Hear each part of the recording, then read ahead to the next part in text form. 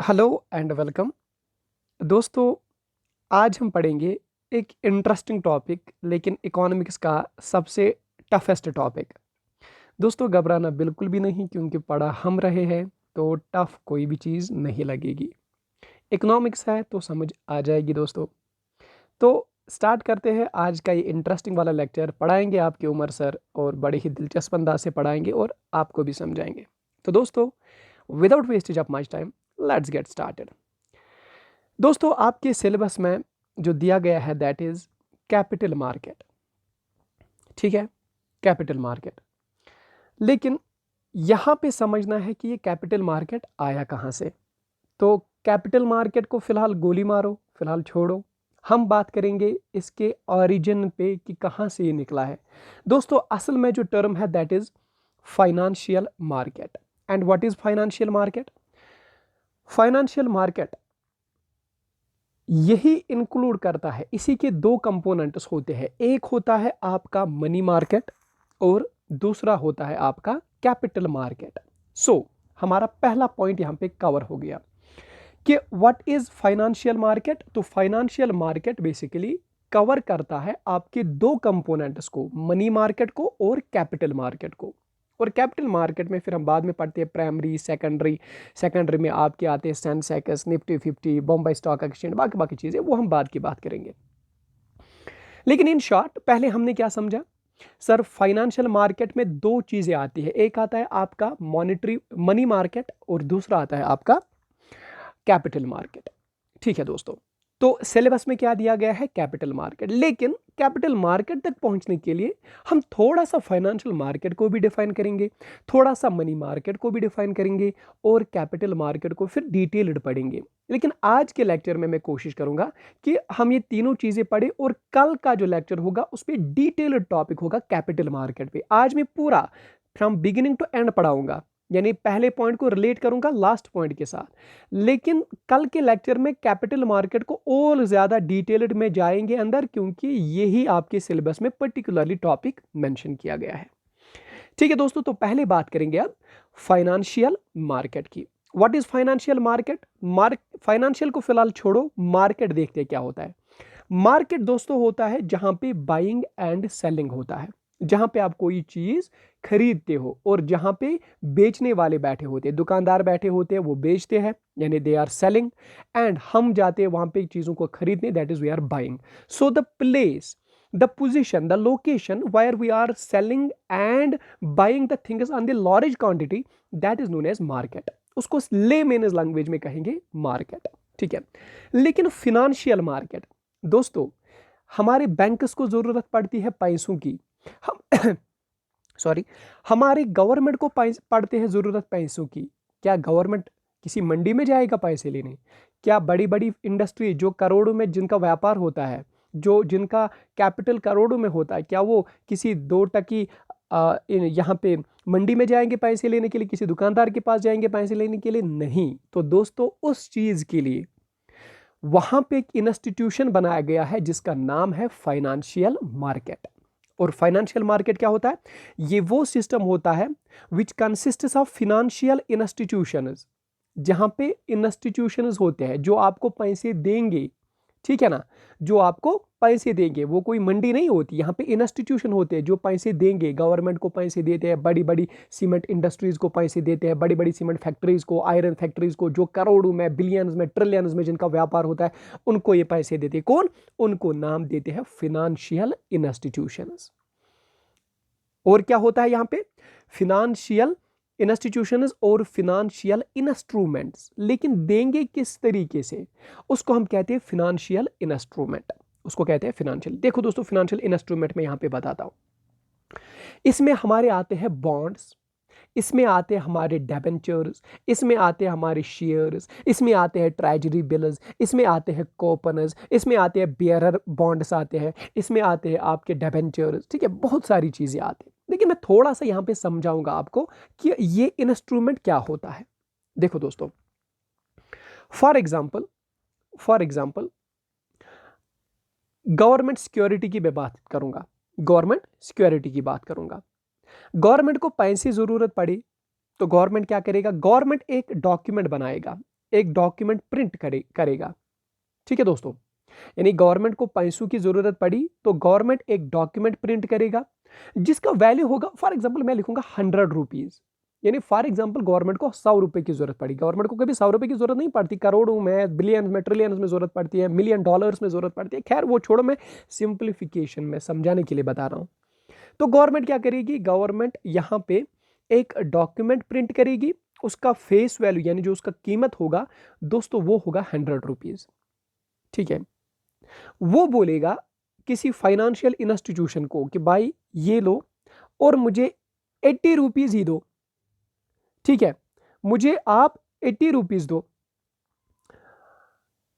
यहां पे ये कीमत कितना है इसका, 100 रुपीज का, लेकिन लेते कितना है वो 80 रुपीज ही लेते हैं, 80 रुपीज। तो जिसने दिया गवर्नमेंट को लोन, जिसने गवर्नमेंट को ये पैसे दिए, किसके बदले में, उस छोटे मोटे कागज के बदले में। इस कागज को मैं नाम देता हूं गवर्नमेंट सिक्योरिटी। तो यही गवर्नमेंट सिक्योरिटी वो बंदा अपने पास रखता है और 80 रुपीज देता है 100 रुपीज में से, और गवर्नमेंट उसको कहती है कि 2 साल बाद आना, मैं आपको अपने 100 रुपए बराबर देता हूं। यानी 2 साल के बाद मैं जाता हूं और 2 साल के बाद गवर्नमेंट के पास में ये लेके जाता हूं ये गवर्नमेंट का कागज, और मैं उनको बोलता हूं ये लो भाई आपके गवर्नमेंट का कागज है ये, मुझे अपने पैसे वापस चाहिए। तो मैं कितना लेता हूं इस टाइम पे, मैं अब वापस लेता हूं 100 रुपीज, क्योंकि गवर्नमेंट देखती है इस पे लिखा है 100 रुपीज, तो मैं वापस लेता हूं 2 साल के बाद 100 रुपीज। तो मुझे कैसे फायदा आया, अरे भाई फायदा तो आया ना, मैंने गवर्नमेंट को 80 रुपीज ही दिए थे जबकि उन्होंने मुझे 100 रुपीज का कागज पकड़ाया था। अब मैं जब 2 साल के बाद इनके पास जाऊंगा तो ये मुझे 2 साल के बाद 100 रुपीज देंगे, तो मुझे 20 रुपए का प्रॉफिट आया 2 साल के बाद। तो इसी तरह से व्यापार चलता है और गवर्नमेंट का भी काम आया। गवर्नमेंट को उस टाइम पे पैसों की जरूरत थी, गवर्नमेंट ने पैसे लगाए, गवर्नमेंट ने उन पैसों में बहुत सारी चीज, बहुत सारा प्रॉफिट कमाया और गवर्नमेंट ने मुझे भी 20% प्रॉफिट दिया। ठीक है, तो ये होता है दोस्तों इंस्ट्रूमेंट, और ये इंस्ट्रूमेंट गवर्नमेंट सिक्योरिटी हो सकती है, ट्रेजरी बिल्स हो सकते हैं, कॉल मनी हो सकती है, बाकी बाकी चीजें हो सकती है, बॉन्ड्स हो सकते हैं, डिबेंचर्स हो सकते हैं, ये वो सारी चीजें हो सकती है दोस्तों।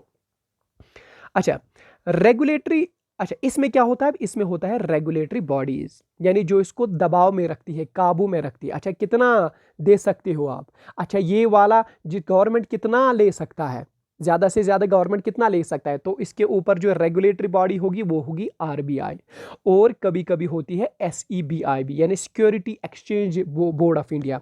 यानी ये तय करते हैं कि इंडिया गवर्नमेंट को कितने पैसों की जरूरत है और कितना ले सकती है, या कोई कंपनी किसी को कितना दे सकती है। यानी ये जो रेगुलेट करते हैं तो ये किन की अथॉरिटी होती है, आरबीआई की और सेबी की। अच्छा, अब आरबीआई कहां पे करता है और सेबी कहां पे करता है ये हम पढ़ेंगे। आरबीआई मेनली मनी मार्केट में करता है और सेबी आपके कैपिटल मार्केट में। तो एक और क्वेश्चन आपका सॉल्व हो गया दोस्तों। लेकिन अब हम यहां पे समझेंगे सारा मुद्दा फिनेंशियल मार्केट क्या होता है बेसिकली। इसको मैं जो डेफिनेशन जो मैंने बताई, लेकिन इसको अब हम थोड़ा सा इलॉबरेट करेंगे दोस्तों। देखो दोस्तों, याद रखना कहीं पे अगर खाली पेज होगा तो वहीं पे समझाएंगे। हाँ यहां पे दोस्तों, for example I am Umar sir, ठीक है, फॉर एग्जाम्पल ये नहीं है, ये तो सच बात है, उमर सर। मैं पढ़ाना छोड़ दूंगा और मैं क्या करूंगा, मैं सोचूंगा अरे भाई आजकल मार्केट में चलता है, आजकल बहुत ज़्यादा इंस्ट्रक्शन क्या होते हैं, कंस्ट्रक्शन होते हैं, यानी बिल्डिंग बनती है, कहीं पे रोड्स बनाने होते हैं, कहीं पे, यानी ज़्यादातर कंस्ट्रक्शन चलता है आजकल। तो मैं बोलूँगा कि फॉर एग्जांपल मैं यहाँ पे क्या लाऊंगा दोस्तों, बिल्डोज़र। ठीक है, बिल्डोज़र एक कैपिटल है, एक मशीन है, बड़ी सी मशीन है बिल्डोज़र। तो मैं समझता हूँ कि इसका ज़्यादा मुनाफा होता है तो मैं यही लाऊंगा, पढ़ाना बढ़ाना छोड़ दूंगा। तो पढ़ाने की वजह से मेरे पास पैसे जमा हो गए थे फॉर एग्जांपल 8 लाख, लेकिन ये जो बिल्डोज़र है ये मुझे आता है 10 लाख का, यानी 10 लाख का बिल्डोज़र आता है। तो मैं क्या करूंगा, मेरे पास ऑप्शंस है। एक ऑप्शन मेरे पास ये है कि मैं 2 साल और पढ़ाऊं और मैं 2 लाख रुपए कमाऊं, तब जाके मुझे 10 लाख बराबर आएंगे और मैं मशीन खरीद सकता हूं। ये मेरे पास ऑप्शन है। या मेरे पास ये ऑप्शन है कि मैं लोन लूं, चाहे बैंक से या किसी इंस्टीट्यूशन से मैं लोन लूंगा, और जिसकी वजह से मेरे 10 लाख बराबर हो जाएंगे। मैं बिल्डोज़र लाऊंगा, फिर इसमें जाके उनके पैसे चुकाऊंगा, क्योंकि मुझे इसमें फायदा आएगा तो मैं उनके पैसे फिर चुकाऊं। तो दोस्तों क्या करूं मैं, आप ही बताओ। तो ऑप्शन फर्स्ट करेक्ट है या ऑप्शन सेकंड? देखो दोस्तों, अगर मैं ऑप्शन फर्स्ट पे जाऊं, अगर मैं ऑप्शन फर्स्ट ये समझूं कि मैं 2 साल और पढ़ाऊं और 2 लाख रुपए मुझे जमा होंगे, तो वो गलत है। क्यों गलत है ये देखो, क्योंकि अगर मैं 2 साल पढ़ाऊं और 2 लाख रुपए मुझे जमा होंगे, क्या पता तब इसकी वैल्यू 12 लाख रुपए हो गई होंगी बुलडोजर की। अभी तो 10 लाख का बिक रहा है, क्योंकि इन्फ्लेशन होती है, महंगाई होती है डे बाई डे, तब ये 12 लाख का होगा, फिर क्या करूंगा। दूसरी बात, क्या पता उस टाइम पे बिल्डोजर किसी काम का ही नहीं होगा, कुछ और आया होगा मार्केट में, बिल्डोजर को रिप्लेस किया गया होगा, या कोई और ऐसा काम होगा जिससे मुझे और ज्यादा फायदा आएगा। ठीक है, तो पहला ऑप्शन ड्रॉप हो चुका है। तो सेकंड ऑप्शन अब आता है कि मुझे बिल्डोजर लेना ही लेना है। This is Umar sir and this is bulldozer. मुझे बिल्डोजर लेना ही लेना है, तो उसके लिए मैं अपने आपको पैसे कहां से लाऊं, वो मैं लाता हूं 2 तरीकों से। एक होता है आपका इक्विटी और दूसरा होता है आपका डेट, DEBT, डेट। इक्विटी का मतलब होता है कि मैं बोलूंगा किसी को, अरे भाई मेरे साथ शरीक रहो, हम दोनों मिलके लाएंगे यार, भाई भाई है, मिल बैठेंगे 2 भाई और लाएंगे बिल्डोजर। तो that is known as equity. वो भी कुछ पैसे देगा, मैं भी कुछ पैसे दूंगा, तो इक्विटी। दूसरा होता है डेट। डेट मैं मैं बैंक से लोन लूंगा, या मैं किसी आदमी को बोलूंगा मुझे लोन लो, ब्याज पे 2%, 5% ब्याज, 10% ब्याज, यानी जितना भी आप इंटरेस्ट लोगे मैं दूंगा, लेकिन मुझे लोन चाहे 2 लाख रुपए। ठीक है, तो ये 2 तरीके होते हैं अपने बिजनेस को, अपने आप को, अपने फाइनेंस को फाइनेंस करने के लिए, कैपिटल को फाइनेंस करने के लिए। ठीक है ना, तो ये 2 तरीके होते हैं दोस्तों। तो अभी हम बात करेंगे डेट के बारे में, और जिसमें हम बात कर रहे हैं फाइनेंशियल इंस्टीट्यूशंस के बारे में। ठीक है ना, वो उन्हीं से मैं लाता हूं, कर्जा लाता हूं। फाइनेंशियल इंस्टीट्यूशंस मुझे कर्जा देते हैं। कौन कौन फाइनेंशियल इंस्टीट्यूशंस है, ये सारा कुछ आज हम इसी लेक्चर में पढ़ेंगे कि मनी मार्केट में कौन फाइनेंस देता है, कैपिटल मार्केट में कौन फाइनेंस देता है, ये हम सब कुछ इसी लेक्चर में पढ़ेंगे। ठीक है, ओके दोस्तों। तो यहां पे एक सेकंड, पहले इसको फ्लाइट मोड करते हैं।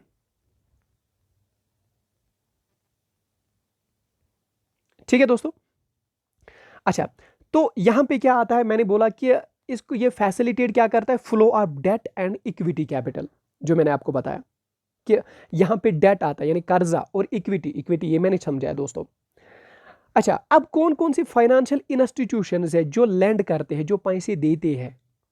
एक है डेवलपमेंटल फाइनेंशियल इंस्टीट्यूशन, उसमें आता है नबार्ड, सिडबी, IDBI। ठीक है ना, एग्रीकल्चर वालों को लोन देते हैं, बाकी बाकी चीजें। ठीक है, इसी तरह से दोस्तों होता है नॉन बैंकिंग फाइनेंशियल इंस्टीट्यूशन, जिनको हम कहते हैं NBFIB। एक होता है बैंकिंग इंस्टीट्यूशन, जो बैंक होते हैं, इसमें नबार्ड, सिडबी, IDBI, ये 3 बैंक है जो ये देते हैं, जो फाइनेंशियल इंस्टीट्यूशन है।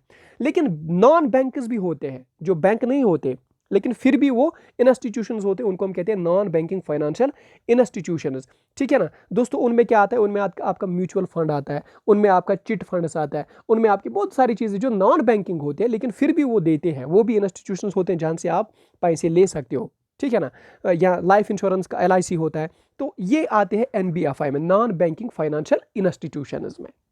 ठीक है दोस्तों, तो यहां पे इसने एक्सप्लेन भी किया है कि फाइनेंशियल इंस्ट्रूमेंट क्या होता है, वो होते हैं शेयर, बॉन्ड्स, डिबेंचर्स। ठीक है ना, तो इनको मैं थोड़ा सा एक्सप्लेन करूंगा दोस्तों, शेयर क्या होता है, बॉन्ड क्या होता है, डिबेंचर क्या होता है। पहले मैं लूंगा बॉन्ड और डिबेंचर को।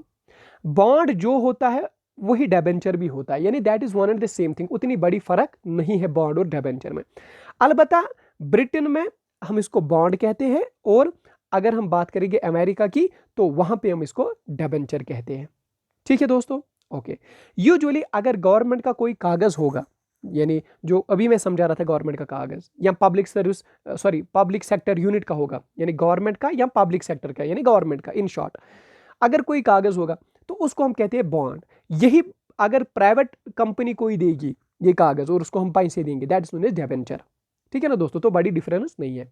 इसी तरह से शेयर, यानी मैं किसी कंपनी में अपने पैसे लगाता हूं, यानी कंपनी में फिर मुझे 10% शेयर होता है, 20%, यानी मैं उस कंपनी का 10% मालिक बन जाता हूं, 20% मालिक बन जाता हूं। ठीक है, तो that is known as share. ठीक है दोस्तों, ओके, तो यहां तक हमने ये चीज समझी। ओके, अच्छा दोस्तों, अब बात होती है कि यहां पे क्या होगा, यहां पे दोनों चीजें होगी, लैंडिंग एंड बारोइंग, क्योंकि मार्केट का उसूल ही है कि आप कोई चीज लेते हो और आप कोई चीज़ देते हो, क्योंकि इसीलिए हम इसको फाइनेंशियल मार्केट कहते हैं। ठीक है ना। अब मैंने पहले लेक्चर के स्टार्ट में ही बोला कि फाइनेंशियल मार्केट के दो सेगमेंट्स होते हैं, दो कंपोनेंट्स होते हैं, मनी मार्केट एंड आपका कैपिटल मार्केट। लेकिन अब बात आ गई, अब बारी आ गई ये समझने के लिए कि सर मनी मार्केट क्या होता है और कैपिटल मार्केट क्या होता है। ठीक है ना दोस्तों, यानी फाइनेंशियल मार्केट के दो कंपोनेंट्स होते हैं, एक होता है money market and capital market. What is money market? तो दोस्तों जो मनी मार्केट होता है, यहां पे आप शॉर्ट टर्म फंड्स प्रोवाइड करते हो। ठीक है ना, यानी it is of short term nature. दोस्तों इसका मतलब क्या हुआ short term nature? Short term nature का मतलब क्या हुआ? शॉर्ट टर्म नेचर का मतलब हुआ कि आप किसी को एक दिन के लिए पैसे देते हो और दूसरे दिन वो आपको वापस करता है। ठीक है, या इसकी ड्यूरेशन जो है that is overnight to 1 year, यानी एक दिन के लिए, 2 दिन के लिए, 1 महीने के लिए, 2 महीने के लिए, बट अप टू 1 ईयर, 1 साल तक आप किसी को पैसे देंगे और 1 साल उसको वापस चुकाने हैं आपको पैसे। जब ये तरीका होता है कि जहां पे आप शॉर्ट टर्म मनी, यानी it is of short nature, कि आप उसको पैसे देंगे 1 साल तक, यानी ज्यादा से ज्यादा 1 साल, इसका अपर लिमिट जो होता है वो ज्यादा से ज्यादा 1 साल, और जो लोअर लिमिट होगा वो कम से कम 1 दिन। आपने किसी को पैसे दिए, 1 दिन में ही उसने वापस चुकाए, तो जो ये तरीका होता है that is known as money market. ठीक है दोस्तों, that is known as money market. और कैपिटल मार्केट क्या होता है? कैपिटल मार्केट में आप मिडल या लॉन्ग टर्म फंड्स प्रोवाइड करते हो। वो मार्केट जहां पे आपको बहुत समय के लिए, यानी 1 साल से लेकर 30 साल तक आप पैसे रखते हो अपने पास, और कभी कभी आप 30 साल के बाद भी पैसे वापस देते हो। ठीक है ना, यानी यहां पे पीरियड जो होता है, तो क्लासिफिकेशन किस बुनियाद पे है? Classification on the basis of period के बुनियाद के, टाइम पीरियड के बुनियाद पे। अगर आप 1 दिन से लेकर 1 साल तक पैसे लेते हो और वापस चुकाते हो, दैट मीन्स आप मनी मार्केट की बात करते हो। लेकिन अगर आप यही पैसे 1 साल से लेकर 30 साल तक ले देते हो, देन आप कैपिटल मार्केट की बात करते हो दोस्तों। ठीक है, तो अब जल्दी जल्दी में हम मनी मार्केट को कंप्लीट करेंगे दोस्तों। मनी मार्केट में क्या चीज होता है? ठीक है, तो मनी मार्केट में दोस्तों जो इंस्ट्रूमेंट्स होते हैं, याद रख लेना, मनी मार्केट में जो इंस्ट्रूमेंट्स होते हैं वो होते हैं, यहां पे अगर कहीं पे लिखा भी होगा, अगर नहीं लिखा होगा तो याद रख लेना, वहां पे जो इंस्ट्रूमेंट्स होते हैं पहले होते हैं कॉल मनी। क्या होती है दोस्तों? Call money. और एक और टर्म है that is known as notice money. Notice money. What is call money?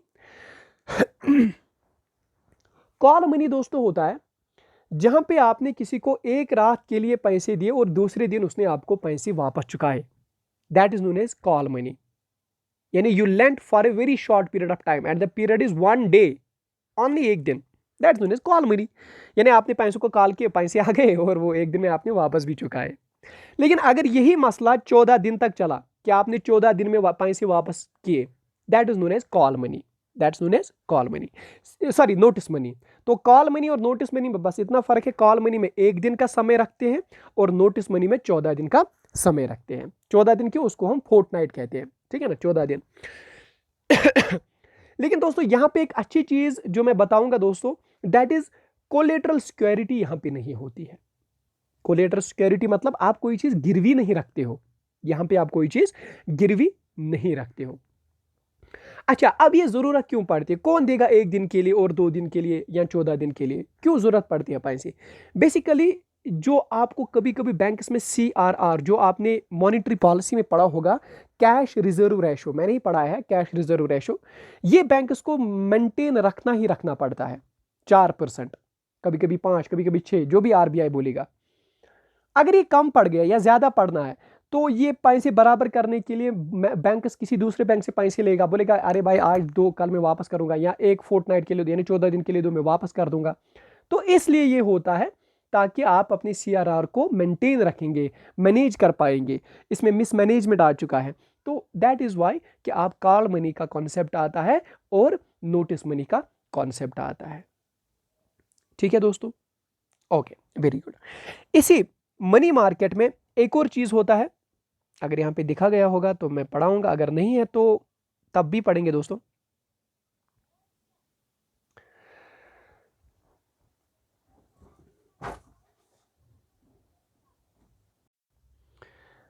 तो दोस्तों हम बात कर रहे थे कॉल मनी और नोटिस मनी के बारे में। ये किसके बारे में हम बात कर रहे हैं? ये मनी मार्केट के बारे में अभी हम बात करें। मनी मार्केट, तो मनी मार्केट में क्या क्या चीज़ आती है? कॉल मनी, या अभी मैंने बोला नोट्स मनी, तो इसमें कोई गिरवी कोई चीज़ नहीं रखते हैं। फिर क्या होता है? कोई क्यों देगा?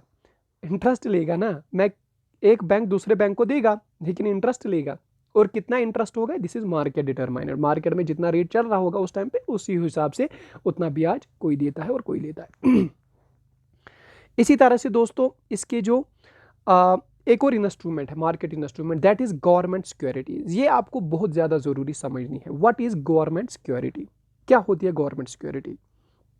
ठीक है, तो दोस्तों ये जो गवर्नमेंट सिक्योरिटीज़ हैं, गवर्नमेंट सिक्योरिटीज़, ये आप इंपॉर्टेंटली याद रखना। इसमें आती है, गवर्नमेंट सिक्योरिटीज़ में आपके आते हैं ट्रेजरी बिल्स। क्या आते हैं? Treasury bills. और ट्रेजरी बिल आपके शॉर्ट टर्म में यानी मनी मार्केट में आती है। ट्रेजरी बिल आपके मनी मार्केट में आती है, ठीक है ना दोस्तों। और अगर हम बात करेंगे कैपिटल मार्केट में, तो कैपिटल मार्केट में आपकी गवर्नमेंट सिक्योरिटीज आती है। यानी इन शॉर्ट आप इतना याद रख लीजिए, मनी मार्केट में अगर हम बात करेंगे तो हम बात करेंगे गवर्नमेंट के बारे में, तो ट्रेजरी बिल्स के बारे में बात करेंगे। Sir what is a treasury bill? क्या होती है एक ट्रेजरी बिल? ठीक है, ट्रेजरी बिल भी शॉर्ट टर्म इन्वेस्टमेंट होती है, ये जो मैंने आपको बताया। इसका भी कितना मैच्योरिटी पीरियड होगा? अप टू 1 ईयर, 1 साल के लिए ज़्यादा से ज़्यादा, ठीक है ना दोस्तों। गवर्नमेंट इस समय पे 3 तरह की ट्रेजरी बिल्स इशू करती है। What is treasury bill? मैंने बोला ना अभी, गवर्नमेंट कोई कागज छपाएगी और फिर बेचेगी, ठीक है ना। तो 3 तरह की ट्रेजरी बिल्स है। एक होता है 91 डे ट्रेजरी बिल, यानी इसका मैच्योरिटी पीरियड 91 डेज है। दूसरा होता है 182 डेज ट्रेजरी बिल, यानी 182 डेज के बाद आप जा सकते हो, गवर्नमेंट को पैसे दे क्या कहते हैं इसे, प्रिंटेड कागज दे सकते हो, और गवर्नमेंट इसके बदले में आपको पैसे वापस करेगी। और तीसरी टाइप है 364 डे, यानी 1 साल के बाद बराबर आप जा सकते हो और गवर्नमेंट को कागज दे सकते हो, गवर्नमेंट इसके बदले में आपको पैसे देगी। लेकिन आप कितना पैसे लगाओगे? ये बिल्स इशू होते हैं किस बुनियाद पे? ये होते हैं 25,000 या उसके मल्टीप्लायर, यानी गवर्नमेंट निकालती है bills in the form of 25,000, यानी कभी निकालेगी 25,000 रुपए गवर्नमेंट को जरूरत होगी तो निकाली भी, यानी आप एक जो कागज होगा ना, कागज का टुकड़ा, उस पर 25,000 भी हो सकते हैं, उस पर 50 भी हो सकते हैं, 75 या 1 लाख या 1,25,000 या 1,50,000। क्यों? क्योंकि ये 25 का मल्टीप्लाई है ना, 25 1 25, 25 2 50, 25 3 75, यानी आप गवर्नमेंट से ये बिल ले सकते हैं 25,000, 50,000, 75,000, ठीक है। देखो दोस्तों, अब ये किस बुनियाद पे चलता है? फॉर एग्जाम्पल ये है गवर्नमेंट और ये हूं मैं। For example this is me, मैं कोई फाइनेंशियल इंस्टीट्यूशन हूं, ठीक है। या मुझे छोड़ो, मैं बात करूंगा दोस्तों यहां पे किसकी? मैं बात करूंगा LIC की, मिसाल के तौर पर LIC। गवर्नमेंट को पैसे जरूरत पड़े तो उसने अप्रोच किया LIC को। LIC ने बोला कि मैं दूंगा पैसे, गवर्नमेंट ने बोला मैं दूंगा डॉक्यूमेंट, तो गवर्नमेंट ने क्या दिया? ट्रेजरी बिल, यानी एक डॉक्यूमेंट जैसे दिया, और इसके बदले में LIC ने दिए 25,000 रुपए। कितने दिए दोस्तों? 25,000 रुपए। लेकिन फायदा कैसे आएगा LIC को? अगर LIC 1 साल के बाद जाएगा ना गवर्नमेंट के पास ये बिल लेके, वो क्या लाएगा वहां से? देखो दोस्तों ये कैसे चलता है, LIC को फायदा कैसे आएगा? गवर्नमेंट ने क्या दी? Treasury bill. LIC ने क्या दिया? 25,000 रुपए गवर्नमेंट को। लेकिन ये जो ट्रेजरी बिल थी इस पे लिखा था सपोज 30,000 रुपए। कितना? 30,000 रुपए। लेकिन अब आप कंफ्यूज होंगे, सर अभी तो आपने बोला ये 25,000 में बिकता है, तो हम नया से बनाएंगे जो जैसे आपको समझ आएगा। देखो दोस्तों, ये गवर्नमेंट है, ये LIC है। गवर्नमेंट ने ट्रेजरी बिल दी, ट्रेजरी बिल पे लिखा है 25,000 रुपए, लेकिन LIC ने बस टोटल 20,000 रुपए ही दिए। LIC ने कितना दिया? 20,000 रुपए, जबकि इसका कीमत कितना है इस कागज के टुकड़े का? 25,000 रुपए। तो 1 साल जब कंप्लीट होगा, LIC ये कागज का टुकड़ा लेके गवर्नमेंट के पास जाएगा, बोलेगा भाई दो मुझे 25,000 रुपए, तो गवर्नमेंट क्या देगी? गवर्नमेंट 25,000 देगी। तो इसको 1 साल में कितना फायदा आया? 5,000 रुपए। तो इस तरह से फायदा आता है, यानी डिस्काउंट। अगर कल आपके एग्जाम में क्वेश्चन आया treasury bills are issued at a, option होगे नीचे interest rate, discount, both and none, आप क्या करेक्ट करके आएंगे? डिस्काउंट। ये डिस्काउंट पे चलता है, क्योंकि आपने जो कागज का टुकड़ा डिस्काउंट पे लिया था, 20,000 रुपए आपने दिए थे, लेकिन जब आप अब वापस जाएंगे, ठीक है, आप इसको 25,000 में बेचोगे गवर्नमेंट को, ठीक है। तो दोस्तों this works on the discount, ये डिस्काउंट में वर्क करते हैं और ये अवेलेबल होते हैं आपके प्राइमरी मार्केट में भी और सेकेंडरी मार्केट में भी। ठीक है ना, प्राइमरी मार्केट क्या होता है, सेकेंडरी मार्केट क्या होता है, ये हम कल डिटेल्ड पढ़ेंगे मनी मार्केट कैपिटल मार्केट को। ठीक है, अभी हम मनी मार्केट की बात करते हैं। दोस्तों अभी तक मनी मार्केट में हमने कॉल मनी पढ़ा, नोटिस मनी पढ़ा और ट्रेजरी बिल पढ़ा। ठीक है दोस्तों, ये अभी तक हमने पढ़ा। ओके, और क्या क्या चीज आती है इसमें, और इसमें आते हैं दोस्तों that is known as commercial bills या कमर्शियल पेपर, कमर्शियल बिल या कमर्शियल पेपर, या इसको आप ट्रेड बिल भी कहते हैं, ट्रेड बिल। देखो दोस्तों ट्रेड बिल क्या होता है। फॉर एग्जांपल मैं अभी एक दुकानदार हूं, मैं अभी एक शॉपकीपर हूं। फॉर एग्जांपल मैंने बेचा बुलडोजर को, सपोज मैं बुलडोजर बेचता हूं, तो मैंने बुलडोजर को बेचा। फॉर एग्जांपल एक बंदा है जिसका नाम है अक्षय कुमार, मैंने अक्षय कुमार को बुलडोजर भेजा। अक्षय कुमार ने बोला मेरे पास पैसे नहीं है तो मैं उधारी पे लेता हूं ये। ठीक है, तो जब अक्षय कुमार ने उधारी पे लिया तो मैंने उसको क्या दिया, मैंने उसको दिया डेबिट नोट, क्योंकि ये उधार लिया उसने। ठीक है, तो एक कागज का टुकड़ा बन गया क्योंकि इसने उधार लिया, कोई पैसे दिए नहीं। तो मैं मस्त जीता हूं, लेकिन अचानक से क्या हो गया, मुझे पैसों की जरूरत पड़ी, यानी शॉपकीपर को पैसों की जरूरत पड़ी। वो मत जाएगा अक्षय कुमार के पास क्योंकि अक्षय कुमार इसको किसी टाइम के बाद देगा ना, लेकिन मुझे अभी पैसों की जरूरत है। तो ये शॉपकीपर चला जाएगा बैंक के पास यही कागज का टुकड़ा लेके और बैंक को बोलेगा कि इस कागज के टुकड़े की कीमत है 10 लाख रुपए, लेकिन आप मुझे 90 लाख ही रुपीस दो तो काम चलेगा। तो बैंक इसको 90 लाख देता है। ठीक है, और बैंक का फायदा आ गया 10 लाख, क्योंकि इस कागज का कीमत 10 लाख है, बैंक ने 90 लाख ही दिया, तो बैंक को कीमत कितना आया, 10 लाख। ठीक है ना, 1 लाख। तो इन शॉर्ट ऐसे ये चलता है। यानी what is commercial bills, commercial paper, commercial bills, तो क्या होता है दोस्तों, ये वो होता है जब आपके पास एक कागज का टुकड़ा होता है, जब आप शॉपकीपर है, ऐसे कोई चीज होती है तो बैंक के पास जाएंगे जल्दी से जल्दी इसको मैच्योर करने के लिए, और आप क्या लेते हो, ऑन द बेसिस आप डिस्काउंट पे आप लेते हो। ठीक है ना, ओके। तो ये कौन इशू करता है दोस्तों, अब ये शॉपकीपर नहीं होगा ना, अब ये बड़ी बड़ी कंपनीज होंगी, तो उनको हम कहते हैं टॉप रेटेड कंपनीज, बड़ी बड़ी कंपनीज होती है। ठीक है ना, ओके। इसी तरह से दोस्तों मनी मार्केट में हमने बात की, तो हमने कॉल मनी की बात की, नोटिस मनी की बात की, ट्रेजरी बिल्स की बात की, कमर्शियल बिल्स की बात की। ठीक है ना, इसी तरह से दोस्तों एक और होता है that is known as certificate of deposit, CDs होता है। ठीक है, क्या होता है, सीडी, सर्टिफिकेट ऑफ डिपॉजिट्स होता है। What is certificate of deposits. ठीक है ना दोस्तों, देखो दोस्तों सर्टिफिकेट ऑफ डिपॉजिट्स क्या होता है, उसमें दो चीजें आती है, एक होता है आपका फाइनेंशियल इंस्टीट्यूशन और दूसरे होते हैं आपके बैंक्स। यानी जब बैंक्स को कभी पैसों की जरूरत पड़ी ना, तो वो दौड़ते हैं फाइनेंशियल इंस्टीट्यूशंस के पास और फाइनेंशियल इंस्टीट्यूशन उनको पैसे देते हैं। ठीक है, ओके। अब ये इशू कौन करता है, ये सर्टिफिकेट ऑफ डिपॉजिट्स जिसे आप सीडी कहते हो, सर्टिफिकेट ऑफ डिपॉजिट्स, ये इशू करता है शेड्यूल्ड कमर्शियल बैंक्स। जब आप बैंकिंग पढ़ोगे ना, वहां पे टाइप होते हैं, एक होता है शेड्यूल्ड कमर्शियल बैंक्स और दूसरे होते हैं नॉन शेड्यूल्ड कमर्शियल बैंक्स। तो अगर कल आपको एग्जाम में क्वेश्चन आया कि डिपॉजिट्स, सर्टिफिकेट ऑफ डिपॉजिट्स कौन इशू करता है, तो आप याद रख लेना सर्टिफिकेट ऑफ डिपॉजिट्स इशू करता है scheduled commercial banks and financial institutions. ठीक है ना, किनको देता है, ये देता है बैंक्स को, क्योंकि बैंक्स को जब पैसों की जरूरत पड़ती है तो बैंक कहां पे जाएगा, बैंक जाएगा इनके पास और ये फाइनेंशियल इंस्टीट्यूशन वाले इनको पैसे देंगे। ठीक है, ओके। यानी जो बड़ी बड़ी कंपनीज होती है, किस बुनियाद पे पैसे दे सकती है, किस बुनियाद पे पैसे दे सकती है, ये on the basis of interest भी दे सकती है। ठीक है ना दोस्तों, इंटरेस्ट लगता है इसके पैसों पे, इंटरेस्ट लग सकता है, या on the basis of discount.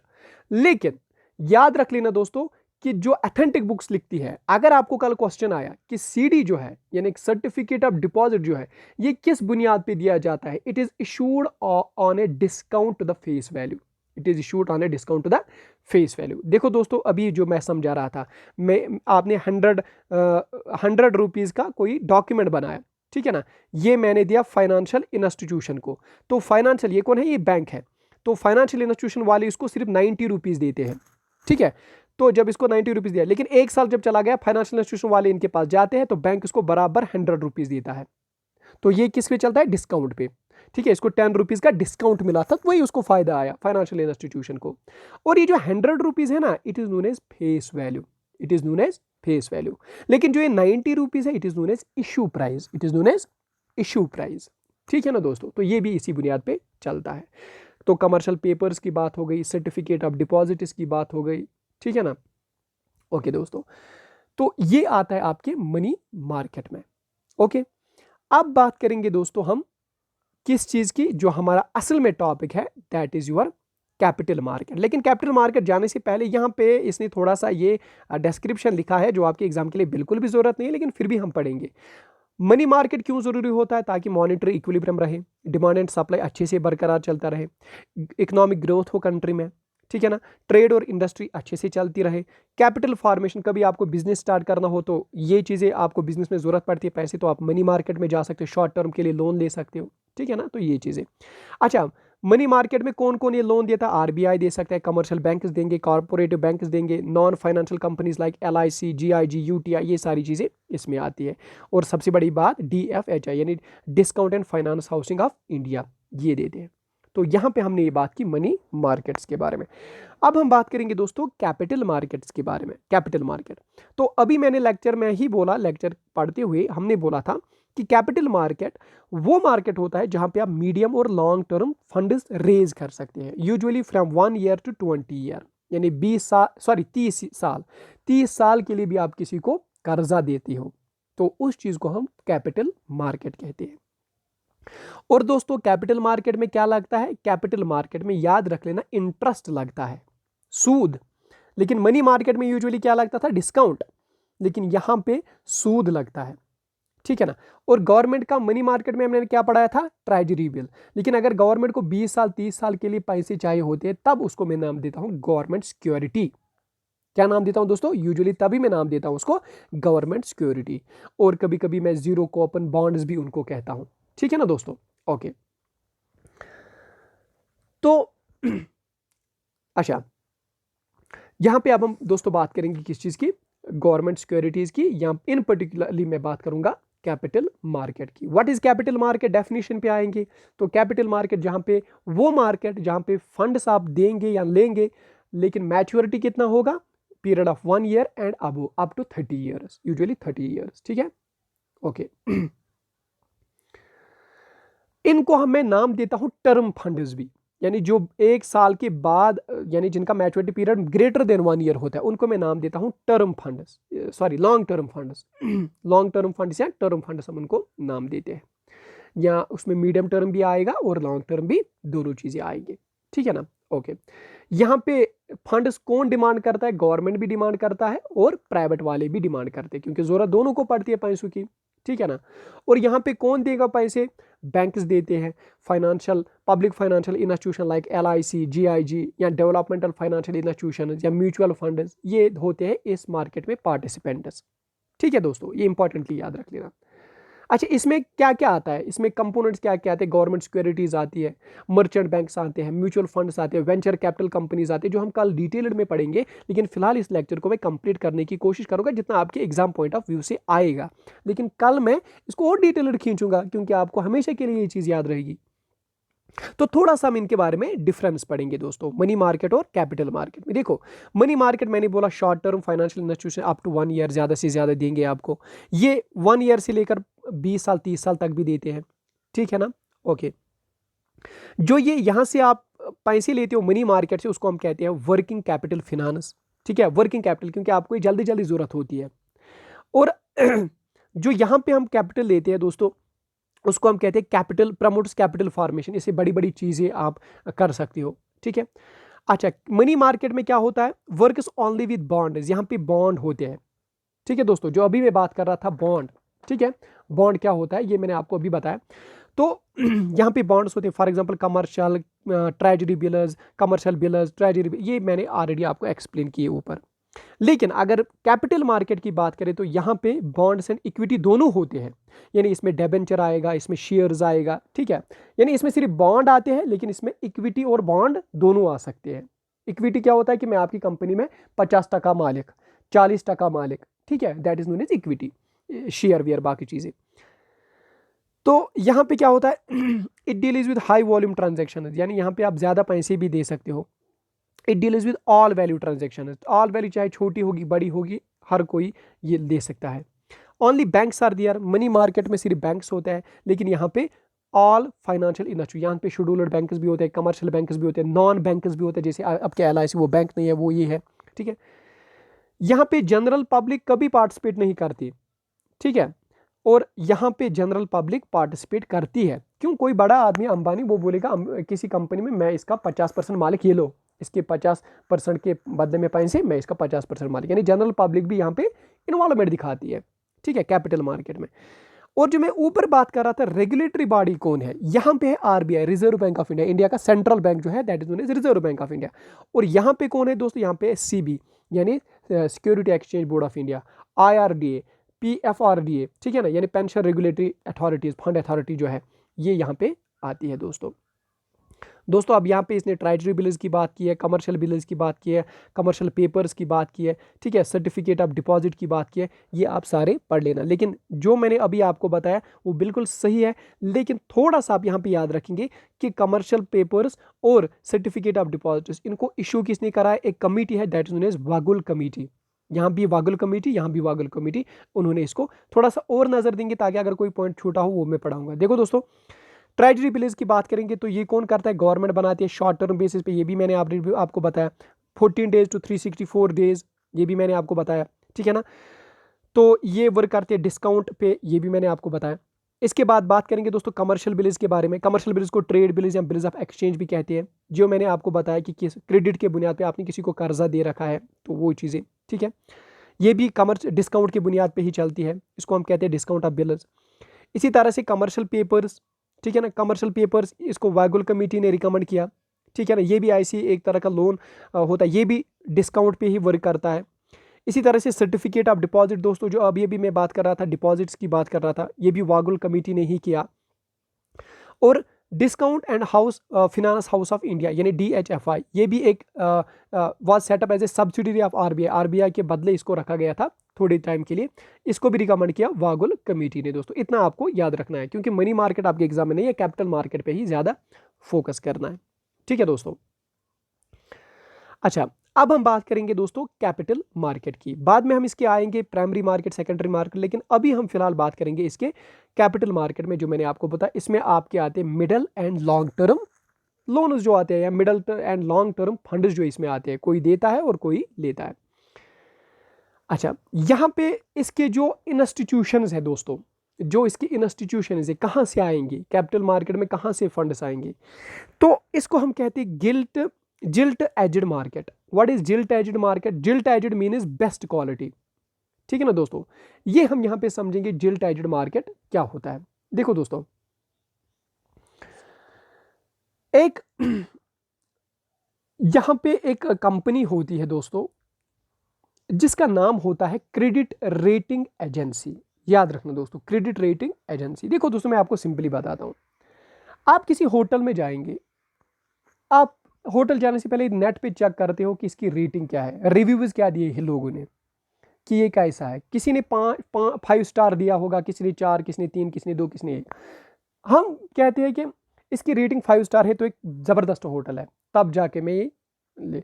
या कोई चीज़ फॉर एग्जाम्पल मुझे वॉशिंग मशीन लेनी है तो मैं क्या कर, मैं नेट पे सर्च करता हूँ, अच्छा सैमसंग कंपनी वालों को कितनी रेटिंग है, 5 रेटिंग, अच्छा सब लोग इसको यानी 5 रेटिंग, 5 स्टार्स इसको दिए गए हैं, तो उनको हम कहते हैं रिव्यूज। इसी तरह से आप कहाँ पे अपने पैसे लगाएंगे और वो सिक्योर रहेगा, आपको बाद में पैसे वापस मिलेंगे, ठीक है। नहीं तो पता चला कि आपने कहीं पे पैसे लगाए और बाद में उन्होंने वो कंपनी फ्रॉड निकली और आपके पैसे वापस नहीं आए, तो ठीक है ना दोस्तों, उनको हम कहते हैं junk bond, JUNK, junk bonds.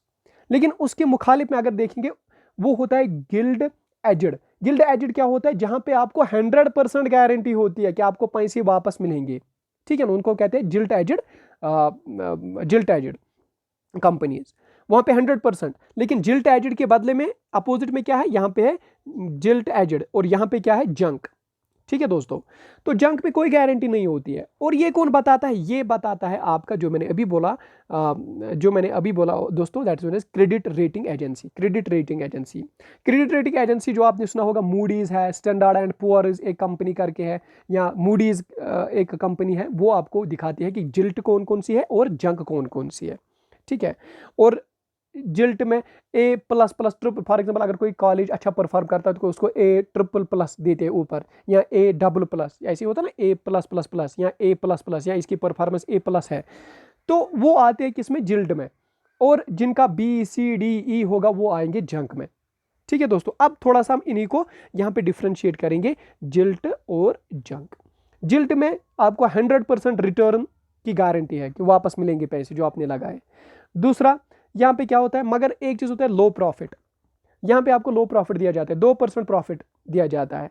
ठीक है, क्योंकि यहाँ पे श्योरिटी है ना, वापस देंगे पैसे, इसलिए प्रॉफिट कम आता है। और इसमें ज्यादातर आते हैं अमेरिका की कंपनीज। ठीक है। अगर हम बात करेंगे जंक की दोस्तों, तो जंक में क्या आता है? जंक में आपको गारंटी नहीं है कि पैसे वापस मिलेंगे, लेकिन अब ये क्यों अट्रैक्ट करेंगे? कैसे अट्रैक्ट करते हैं लोगों को? ये ज्यादा प्रॉफिट की लालच देते हैं। कभी कभी 20% भी, 30% भी प्रॉफिट देंगे, तो आप पैसे लगाएंगे उसमें, फिर आपकी किस्मत की ओर कि रिटर्न मिलेगा या नहीं मिलेगा। ठीक है ना दोस्तों, वो जिल्ट एंड दिस। अच्छा, what is gilt edged market? तो जिल्ट एज मैंने बताया दोस्तों, जिल्ट क्या होता है ये मैंने बताया, जिल्ट एजेड क्या होता है और जंक क्या होता है। ठीक है, लेकिन जिल्ट एजेड मार्केट को आप डिफरेंट तरीके से आप ले लो, या उसको हम कहते हैं जिल्ट एजेड सिक्योरिटीज, और या जिल्ट एजेड सिक्योरिटीज को हम गवर्नमेंट सिक्योरिटीज कहते हैं। यानी जो आप जी सिक्योरिटीज देखते हो ना, बेसिकली दोस्तों that is gilt edged securities, या बेसिकली गवर्नमेंट सिक्योरिटीज। क्योंकि गवर्नमेंट सिक्योरिटीज में 100% आपको रिटर्न मिलने ही मिलने हैं। गवर्नमेंट क्या आपके पैसे खाएगा? नहीं। देखो हम क्या करते हैं, हम कहते हैं कि हम उसी बैंक में पैसे डालेंगे जो गवर्नमेंट का बैंक है। हम प्राइवेट बैंक में खतरा होता है पैसे डालने में। तो ये जो गवर्नमेंट के जो सिक्योरिटीज होती है उनको मैं कहते हैं गवर्नमेंट सिक्योरिटीज या जिल्ट एजेड, क्योंकि वहां पे 100% सिक्योरिटी रिटर्न आपको मिलने के चांसेस होते हैं। ठीक है ना दोस्तों, तो that is known as gilt edged securities या गवर्नमेंट सिक्योरिटीज। अच्छा, मार्केट क्या हुआ? आप gilt edged market, gilt edged market वो मार्केट हुआ कि जहां पे market for government and semi government securities, जहां पे गवर्नमेंट की सिक्योरिटीज बिकती होंगी और जहां पे यहां सेमी गवर्नमेंट की सिक्योरिटीज बिकती होंगी, जिनको किसने पीछे बैकअप किया होता है? आरबीआई ने। लेकिन ये कौन इशू करता है? आरबीआई। यानी ये काम कौन करता है? RBI, reserve bank of India. इसी के माध्यम से गवर्नमेंट सिक्योरिटीज बिकती है। ठीक है, तो जिल्ट एजेड का मतलब होता है बेस्ट क्वालिटी, है तो मैंने आपको बताया। तो इनको क्यों बताया जाता है जिल्ट एजेड सिक्योरिटीज? ये भी मैंने आपको बताया कि because they do not suffer from the risk of default and have high liquid. यानी ये कभी डिफॉल्ट नहीं निकलती, ये बिल्कुल एश्योर्ड होता है कि आपको अपने पैसे लगाए तो आपको पैसे वापस मिलेंगे। तो आरबीआई यहां पे सिर्फ और सिर्फ इकलौता सप्लायर होता है इन सिक्योरिटीज का। ठीक है। अच्छा, अब इनको डिमांड कौन करता है? Commercial bankers, insurance companies, provident funds and mutual funds, ये यहां पे जाके पैसे देते हैं और ये खरीदते हैं ये गवर्नमेंट सिक्योरिटीज और यहाँ पे पैसे देते हैं। लेकिन अब आएगा कंसेप्ट इंटरेस्ट रेट। यहाँ पे डिस्काउंट पे नहीं, इंटरेस्ट है। गवर्नमेंट बोलेगी मैं आपको 20% इंटरेस्ट दूंगा, आप मुझे 1 करोड़ रुपए दो, मैं आपको 1 करोड़ 20 लाख वापस दूंगा।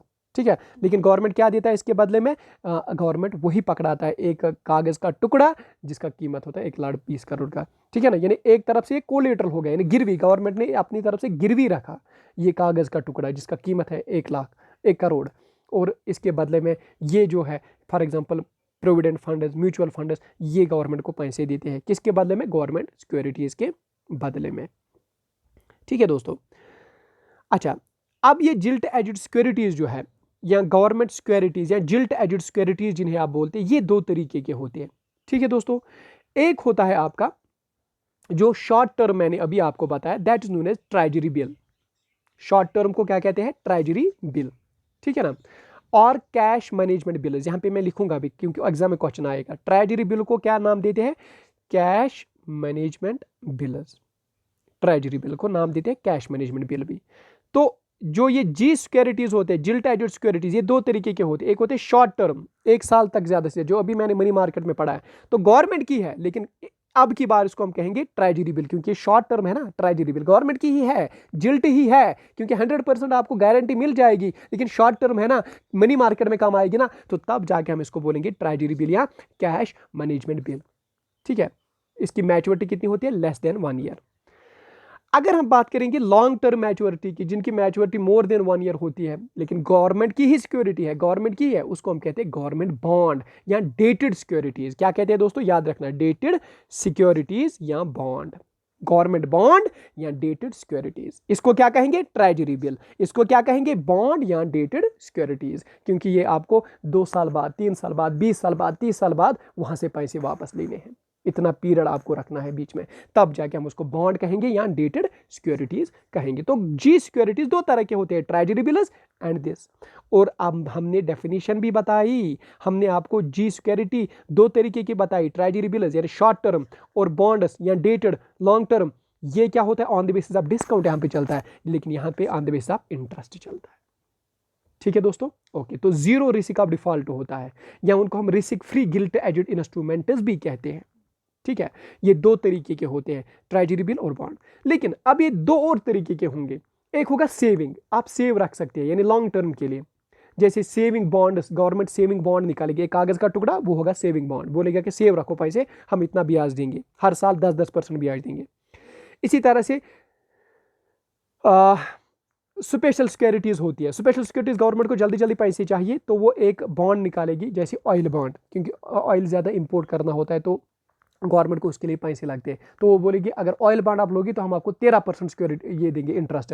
तो मैं जाता हूँ, मैं उनको पैसे देता हूँ, और हर साल में जाता हूँ 13% इंटरेस्ट लेता हूँ, हर साल जाता हूँ 13% इंटरेस्ट, 12%, 13%। तो 10 साल के लिए जब मैं 13% इंटरेस्ट लेता हूँ, और 10 साल के बाद में वापस जाता हूँ, और मुझे अपना 1 लाख रुपए वापस भी मिलता है। मैं क्या करता हूँ तब तक, 10 साल तक क्या मैं बैठा होता हूँ, नहीं, 10 साल तक मैं इंटरेस्ट लेता रहता हूँ। मैं फॉर एग्जाम्पल, अगर मैंने गवर्नमेंट में 10 ऑयल बॉन्ड्स पे 100 रुपीज लगाए, तो गवर्नमेंट मुझे हर साल 1-1 रुपए देती है, 1-1 रुपए, 1 रुपए, 1 रुपए, यानी 10 साल मुझे 10 रुपए मिलते हैं, और 10 साल के बाद में जाता हूं, वहां से मुझे 100 रुपीज मिलते हैं अपने वापस जो मैंने लगाए थे।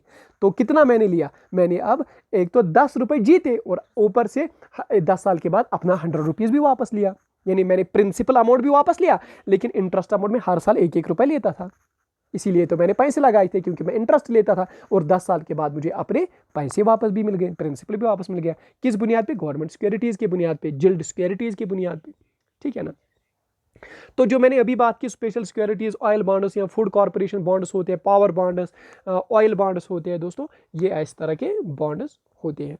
ठीक है, अच्छा, तो कभी क्वेश्चन आएगा आपकी, ये जो डेटेड सिक्योरिटीज है, अभी मैंने बोला dated securities are long term securities, ये फिक्स्ड भी हो सकते हैं, ये फ्लोटिंग कूपन्स भी हो सकते हैं, लेकिन इंटरेस्ट रेट पे हो सकते हैं। What is fixed, what is fixed and what is floating.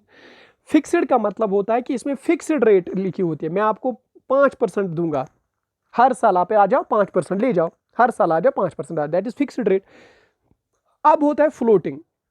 Floating मतलब ये मार्केट पे डिपेंड करता है, कभी 4% रेट होगी मार्केट में, तो कभी 10 भी हो सकती है, that is known as floating. जैसे कि बैंक्स में होता है, आज बैंक्स में 7.5% है, लेकिन अगर हम देखेंगे कोविड में बिल्कुल 2% रेट था, ठीक है, तो that is known as floating, जो उधर इधर होती है, कभी आगे कभी पीछे, that is known as floating.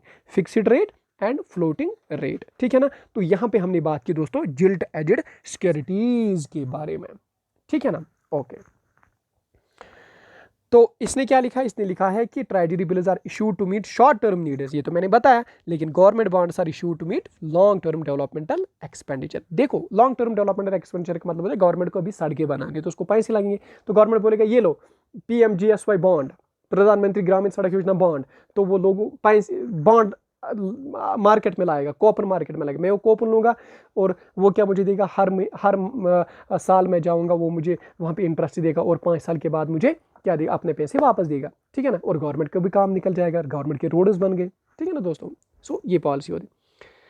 तो यहाँ पे हमने ये चीज़ खत्म की है, कैपिटल मार्केट भी हमने खत्म किया थोड़ा सा, लेकिन हम कल इसको डिटेल्ड पढ़ेंगे कैपिटल मार्केट में। लेकिन कैपिटल मार्केट इस लेक्चर को कंप्लीट करने से पहले मैं आपको यहाँ पे बताऊंगा एक और topic, that is known as stock exchange. What is stock exchange. Stock exchange वो ऑर्गेनाइजेशन है दोस्तों, जहां पे आप कोई चीज बाय एंड शेयर कर सकते हो, और वो चीज क्या है, वो है शेयर। जो मैं अभी बात कर रहा था, शेयर्स की बात। डेबिट की बात मैंने की, कर्जा लेना और कर्जा देना, दैट इज डेट। लेकिन शेयर की बात मैं कर रहा हूं कि आप किसी कंपनी के, लिस्टेड कंपनीज के बाय और सेल कर रहे शेयर्स। फॉर एग्जांपल आपने इस कंपनी के 20% शेयर लिए हैं, यानी 20% का आपने कंपनी में इन्वेस्ट किया है, ठीक है ना, यानी कंपनी में आपने 20% पैसे लगाए हैं, तो आप कंपनी के 20% के शेयर मालिक है, शेयर होल्डर है। इस कंपनी के 20% के शेयर होल्डर, यानी इतने जो कंपनी रन होती है उसके 20% के मालिक आप है, 20% शेयर होल्डर, ठीक है ना। तो कौन कौन सी कंपनीज है दोस्तों, वो लिस्टेड कंपनीज होती है। तो स्टॉक एक्सचेंज में बिल्कुल वो लिस्टेड कंपनीज होती है। What are listed companies? Listed companies वो कंपनीज होती है जिनको स्टॉक एक्सचेंज ने रजिस्टर किया होता है, ठीक है ना। ये कंपनी है सीमेंट कंपनी अंबानी की, ये आयरन कंपनी है Tata steel and iron company Ambani, TISCO company ये भी है, या फॉर एग्जांपल बाकी बाकी कंपनीज है, इनको बिल्कुल लिस्ट करके रखा होता है कौन कौन सी कंपनी है। ये नहीं कि आज कंपनी में ये कंपनी मार्केट में है तो उसको लिस्ट करो, नहीं। उसके लिए एक बिल्कुल रूल होते हैं कि इसमें कितना इन्वेस्टमेंट होना चाहिए, ये कितने कारोबार करता है, कितने रुपीज़ का। आप पूरे हर बार जब आप न्यूज़ देखते हो टीवी में, तो आप देखते हो कि आज निफ्टी 50 इतना ऊपर चला गया या इतना नीचे चला गया है। वो क्या होता है बेसिकली, वो शेयर्स होते हैं, किसने कितने शेयर्स इन्वेस्टमेंट किए इस कंपनी में, ठीक है। Only old shares are brought and sold because it is a secondary market. तो याद रख लेना, स्टॉक एक्सचेंजेस है सेकेंडरी मार्केट। ये कब पढ़ेंगे हम? जब मैं कल के लेक्चर में आपको पढ़ाऊंगा primary market and secondary market. किसमें? कैपिटल मार्केट में दो चीजें आती है, primary market and secondary market. तो ये सेकेंडरी मार्केट है, ठीक है। अच्छा, यहाँ पे प्राइस किसकी बुनियाद पे होते हैं? डिमांड एंड सप्लाई की बुनियाद है। जो शेयर्स होते हैं उन्हीं की ऑक्शन होती है, उन्हीं की सेल होती है, ठीक है ना। Okay, demands are created by the buyers. अच्छा, कौन कौन सी अभी मेजर स्टॉक एक्सचेंज कंपनीज है इंडिया में? बम्बई स्टॉक एक्सचेंज है, ठीक है ना, ये सबसे पुराना है। अगर क्वेश्चन आया what is the oldest stock exchange, वो है बम्बई स्टॉक एक्सचेंज। कब बना? 1875 में ये इंडिया में बना। इसमें कितनी कंपनीज लिस्टेड है? 5000 कंपनीज लिस्टेड है, जिसमें आपके इंपॉर्टेंट है सेंसेक्स। इसमें सेंसेक्स में 30 कंपनीज है, निफ्टी 50 में 50 कंपनीज है, बम्बई स्टॉक एक्सचेंज 100 में 100 कंपनीज है, बम्बई स्टॉक एक्सचेंज 200 में 200 कंपनीज है, डॉलेक्स में ये कंपनीज है, ये डॉलर वैल्यू पे वर्क करता है। बैंकिस में banks based on share of the banks only, इसमें बैंक्स के शेयर के बुनियाद पे होता है। और रियलिटी इंडेक्स में रियल इस्टेट कंपनीज आती है, ठीक है ना दोस्तों। ओके, तो सेंसेक्स जो है यानी सेंसिटिव इंडेक्स, ये है आपका most important index of BSE. Bombay stock exchange का सबसे अच्छा इंडेक्स जो है वो है सेंसेक्स, यानी टॉप 30 कंपनीज का देखते हैं कि शेयर कितना ऊपर नीचे चला गया, ठीक है ना। ओके, यहां पे जो मैंने बात की थी दोस्तों प्राइमरी मार्केट और सेकेंडरी मार्केट में, ये मैंने क्या बोला था, ये कैपिटल मार्केट के दो तरीके हैं, primary market and secondary market. देखो दोस्तों, प्राइमरी मार्केट क्या होता है? ये सिक्योरिटीज इशू करता है फॉर द फर्स्ट टाइम। अगर कोई कंपनी अभी नई कंपनी है मार्केट में, लेकिन उसको पैसे चाहिए, तभी वो कंपनी खड़ा होगी। 1 करोड़ 20 करोड़ 30 करोड़ रुपए कहाँ वो अपनी जेब से निकालेगा? तो उस कंपनी को पहले स्टार्ट करने के लिए पैसे चाहिए होते हैं, इसीलिए वो क्या करते हैं, आईपीओ निकालता है, इनिशियल पब्लिक ऑफर, यानी वो बॉन्ड्स निकालेगा। वो ऐसे छोटे छोटे कूपन्स बेचेगा, ठीक है, लोगों को बोलेगा कि ये कूपन है आप ले लो, और इसके बदले में फॉर एग्जाम्पल ये 5 रुपये वाला कूपन है, मैं आपको 5.5 रुपये दूंगा फिर, ठीक है, 1 साल के बाद या 1 महीने के बाद। That is known as initial public. Initial public offer मतलब जब कंपनी खोलोगे तब जाके आप लोगों को ये बेचते हो, लोग आपको पैसे देते हैं उन बॉन्ड्स के बदले, उन कूपन्स के बदले। That is known as initial public offer, ठीक है। इसी तरह से प्राइमरी में क्या आता है, firm issue shares to the public. कोई बड़ी कंपनी होगी, वो लोगों को बुलाती है, आ जाओ आ जाओ, इसमें पैसे भर दो, ये कंपनी हम खोलेंगे, इसमें आपका इतना शेयर है उतना शेयर है, ठीक है। Price is fixed by the firms. Price fixed होता है, ठीक है ना, यानी जो वैल्यू होता है, जो आपने बॉन्ड खरीदा भेजा है, ठीक है, उसका प्राइस फिक्स्ड होता है। Firms raise money for long term investments. जो ये बोलते हैं उनको लॉन्ग टर्म के लिए बोलते हैं, 2 साल के लिए, 20 साल के लिए, 40 साल के लिए आप पैसे हमारी कंपनी में भर दो, यानी लॉन्ग टर्म इन्वेस्टमेंट भर दो। कोई जियोग्राफिकल लोकेशन नहीं होती है, कहीं पे भी ऐसा हो सकता है। एंड इसका रेगुलेटर कौन है? दैट इज सेबी, SEBI, ठीक है, security exchange board of India. इसी तरह से सेकेंडरी मार्केट्स की बात करेंगे, जो मैंने अभी स्टॉक एक्सचेंज के बारे में बात की थी। तो यहाँ पे क्या होता है, यहाँ पे ऑलरेडी जो सिक्योरिटीज़ है, आपकी ऑलरेडी कोई कंपनी है, लेकिन इसकी सिक्योरिटी अब आप बेच रहे हो, ठीक है ना, ऑलरेडी कोई कंपनी उसी की सिक्योरिटीज बेच रहे हो। यहाँ पे क्या होता है, one investor sales it to the another investor. देखो दोस्तों, फॉर एग्जाम्पल मैं आपको ऐसे समझा सकता हूँ। फॉर एग्जाम्पल मैं किसी सीमेंट इंडस्ट्री में, सीमेंट फैक्ट्री में, ये बड़ी एक कंपनी है, सीमेंट कंपनी है, मैं ऑलरेडी वहाँ पे 20% शेयर का मालिक था, 20% शेयर का मालिक था, और मेरे पास ये डॉक्यूमेंट भी थे कि मैं 20% शेयर का मालिक हूँ। ठीक है दोस्तों, लेकिन मैंने क्या किया, मैंने बोला अरे भाई मुझे अब बहुत हो गया, मैं इसमें नहीं रहूँगा, मैं चला जाऊँगा यहाँ से, मैं किसी और कंपनी में जाता हूँ। तो मैं ऑलरेडी इसका मेंबर था ना, तो मेरे पास 20% इसके कागज़ थे ना, मैं क्या करता हूँ, मैं किसी और को बेचता हूँ, ये उसको बोलता है यार आप 19% ही दो, ठीक है, आप मुझे 19% ही दो, यानी मैं उसको 20% का पकड़ाता हूँ लेकिन वैल्यू कितना लेता हूँ, 19% का। ठीक है, तो वो लेगा ना कि उसको भी फायदा और मैं निकल रहा हूँ, मुझे भी फायदा। ठीक है ना, यानी इसमें क्या होता है, इसमें ऑलरेडी इंसान इसमें होता है लेकिन वो अपना किसी और को देता है, यानी एक इन्वेस्टर दूसरे इन्वेस्टर को वो डॉक्यूमेंट्स थमाता है और पैसे रिलीज करता है, क्योंकि ये डॉक्यूमेंट ही तो मेरे पास होता है, क्योंकि मैंने पैसे भर दिए होते और मेरे पास इसके बदले में डॉक्यूमेंट है। अब मैं यही डॉक्यूमेंट किसी और को पकड़ाता हूं और वो मुझे 20 के बदले 19 देता है, मैं भी खुश, वो भी खुश। ठीक है, इसी तरह से दोस्तों price is fixed on the basis of demand, companies benefit from the secondary market, there is no specific, यहाँ पे भी जियोग्राफिकल इंडिकेशन नहीं है और यहाँ पे भी सेबी इसका रेगुलेटर होता है।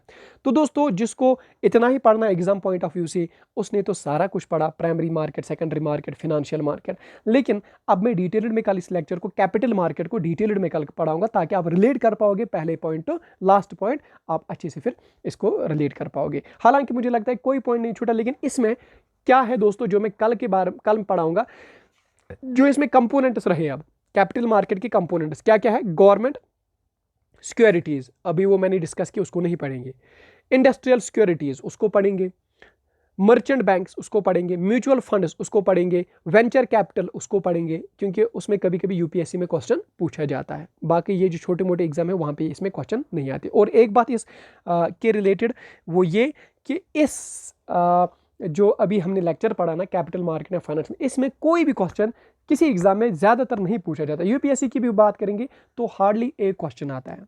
ठीक है ना दोस्तों, okay my dear friends, bye.